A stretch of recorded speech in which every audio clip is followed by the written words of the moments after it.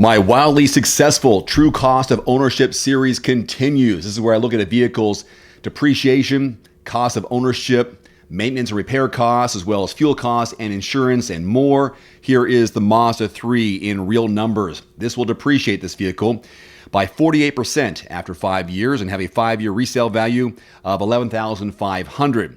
The Mazda 3 does reasonably well holding its value in a very competitive segment. However, after 7 years, it falls considerably and is outpaced by many of its peers. With such, the 3 is hard to recommend simply from a value standpoint as it does not age well. Perhaps you'd be better off considering a Honda or Toyota when looking in this vehicle class. This chart here shows the expected depreciation on a Mazda 3 for the next 10 years. These results are for vehicles in good condition, averaging 12,000 miles per year, assuming a selling price of $22,300 when new. So if you are deciding between new and used, what's the best route? If you purchase a used Mazda 3 that's 2 years old, then you could save $5,000 compared to buying new and still have a relatively new model with plenty of useful life remaining. If you plan on keeping your Mazda 3 for 3 years, then your total cost of depreciation would be $5,700. As far as the best model years to buy a Mazda 3 as of this recording, the 2020 is the top pick for model year value. With the 2020, you would only pay, on average, 84% of the price as new, with 92% of the vehicle's useful life remaining.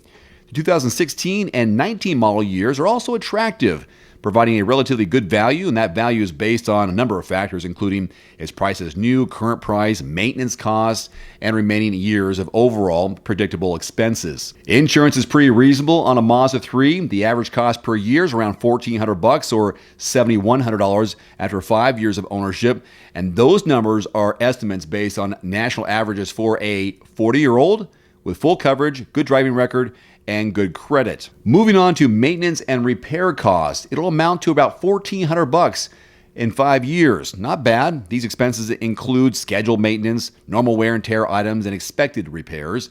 These estimates exclude any free warranty work that may be performed on your vehicle. Financing now. The average cost of finance a new Mazda 3 would be $2,600 after 5 years, assuming a 72-month loan with an APR of 4.75% and a 20% down payment if you were to go that route. Fuel economy, pretty good. 29 miles per gallon on average for around $6,100 in fuel cost after 5 years, or about $1,200 a year. And these estimates are based on recently collected national averages for fuel prices, assuming that you drive 12,000 miles per year, 55% of the time in the city, 45% of the time on the highway. I have reviewed the Mazda 3 a number of times over the years. If you are serious about one, whether it's new or used, and you want to get a quote, free quote from a qualified dealer in your area, check out quotes.everymandriver.com. It's a free service. Check it out, quotes.everymandriver.com. Here is your ever-shrinking list of manual transmissions available in America for 2022. It gets smaller every year. These are trucks, cars, and crossovers. Let's begin. BMW M3 and M4, Cadillac CT4 and 5V Blackwing, the Camaro and Spark are on there, the Challenger, Ford Mustang, as well as the Bronco. Got a couple of Civics on here, an SI and hatchback, the Veloster N, Elantra N from Hyundai. The Gladiator has a stick, so does the Wrangler, of course. The Kia Forte GT manual, Mini Cooper hardtop and convertible, the Mitsubishi Mirage, as if you'd buy one. There's also the Mirage G4, again, if you're desperate. Nissan Z, Versa, the Porsche 718, 911, a couple of Subarus on here, love that. BRZ, Crosstrek, Impreza, WRX, a couple of Toyotas as well, the Corolla and hatchback, and Tacoma. So Corolla and Corolla hatchback and Tacoma. And then Volkswagen offers the Golf GTI, and the Jetta. That is your list, the only list in America where you'll find vehicles available with a manual transmission.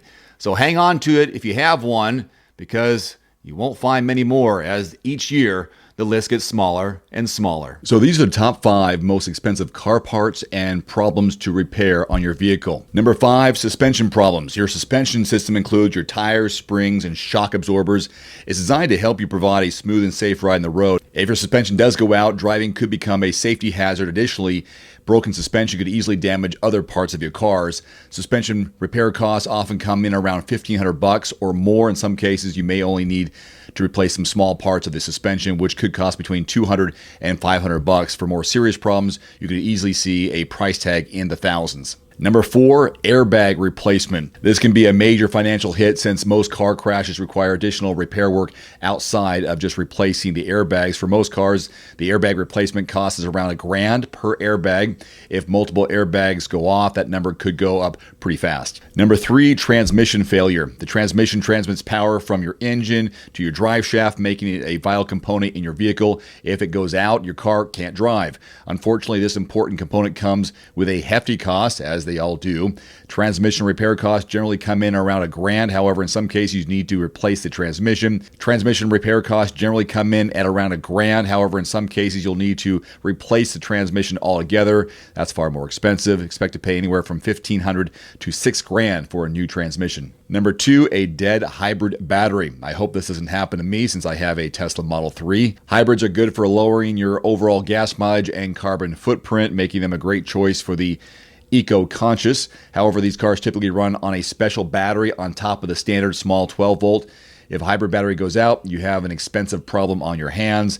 Most hybrid batteries are expected to last between 8 and 10 years. A new hybrid battery costs upwards of $6,000. And by far, the number one most expensive thing is engine failure. It is by far the most important component of your car. If it goes out, you may as well not even have a car.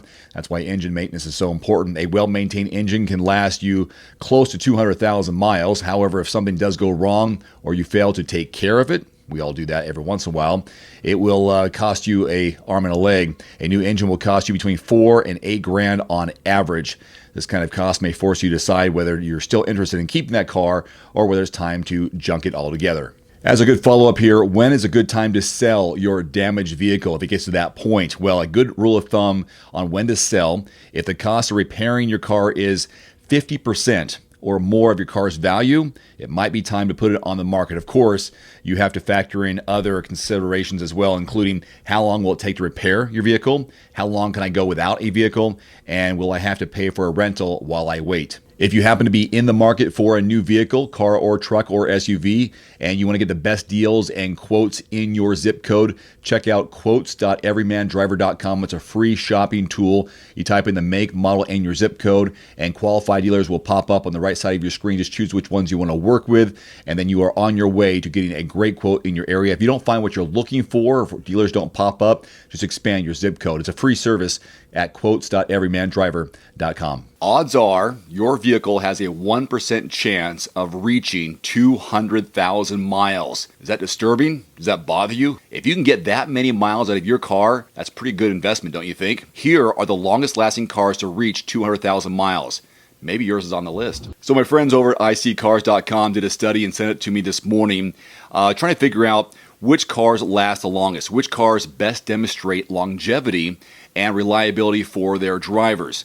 So they analyzed more than or nearly 12 million cars to determine which vehicles are most likely to reach that 200,000 mile mark and beyond. Here are the key findings they discovered. Truck-based SUVs represent the majority of this list that you see here.